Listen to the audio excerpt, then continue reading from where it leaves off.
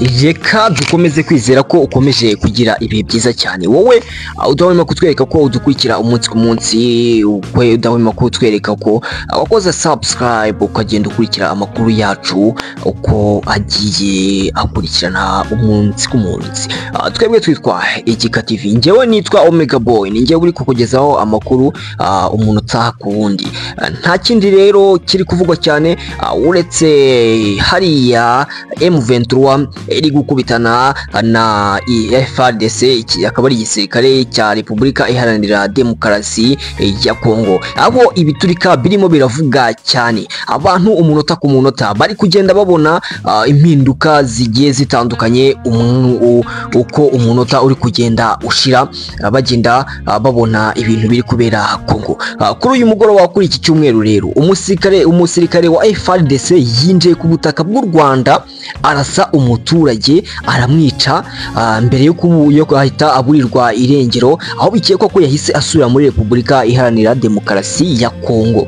Uyu mugabo wishwe yari ari mu kigero cy'imyaka 38, yamurasiye mu mudugudu wa Murambi mu kagari ka Buhaza mu murenge wa Rubavu, aho uyu musirikare wa Congo yinjiye mu Rwanda yica umuturage ahita aburirwa irengero.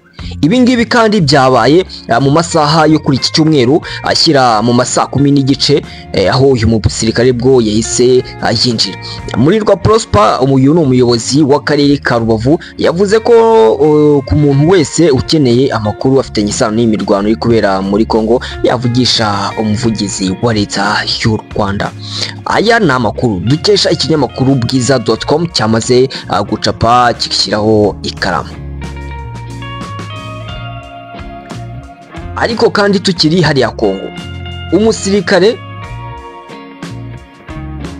aho tukubwira ko umusirikare n'umundi yari yarashe n'umundi nyine uriya muturage. Umunyamakuru wa Sky News yagabweho igitero azira gusa n'Abanyarwanda. Mu gitondo cyo kuri iki cyumweru tariki ya 26 Mutarama 2025, umunyamakuru witwa Yosuwa Eligagiri wa Sky News yagabweho igitero mu mujyi wa Goma kubera ko asa n'Abanyarwanda. Kubw'amahirwe ahava ari muzima. Uyu munyamakuru yavuze ko we n'ikipe ye bagabweho igitero n'abaturage batekereje ko asa n'Abanyarwanda ndetse babahohotera bikabije, aho n'umukameramani we witwa Godwin nawe ari mu bantu bagizweho ingaruka nuko kubangamirwa.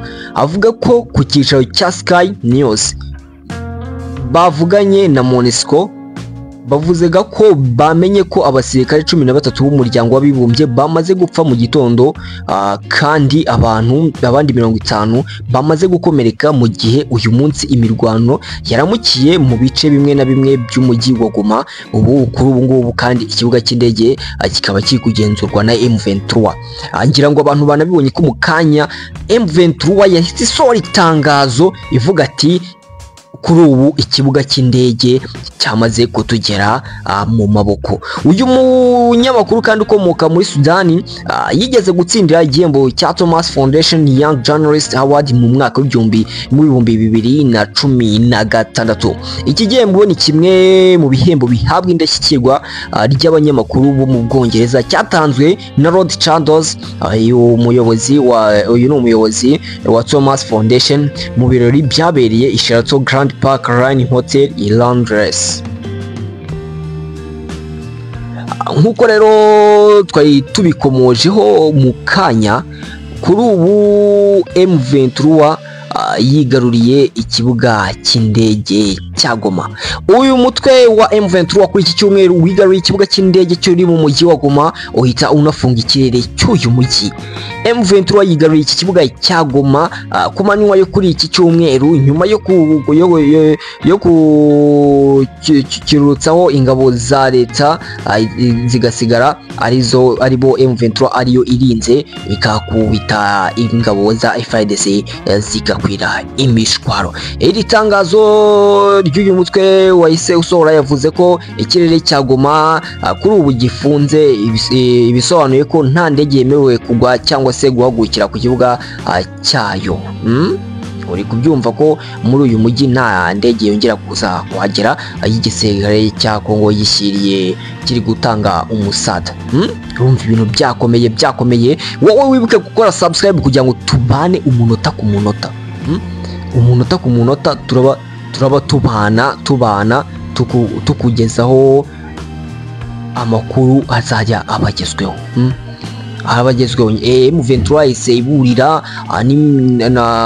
n'abasirikare b'u Burundi bari hariya muri Congo ati ibintu nimutaza kuza kugenda gakeya ibintu biri buze kuza gukomera. Ariko kandi tukiri aho ngaho i Rubavu nanone igisasu cyavuye muri Congo kuri iki cyumweru kiruhukira mu nzu y'umuturage i Rubavu. Ibi ngibi byari mu murenge wa Cyanzarwe, ku bw'amahirwe nta muntu cyahitanye cyangwa se ngakomereke.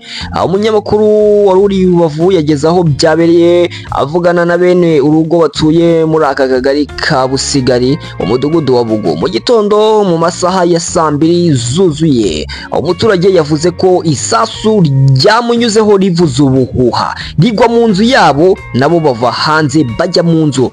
Uyu nguyu Angelique yagize ati dufite ubwoba, turi kumva imbere yacu bitoroshye biri gucika. Uretse kiriya gisasu cyarukiye mu nzu y'umuturage kandi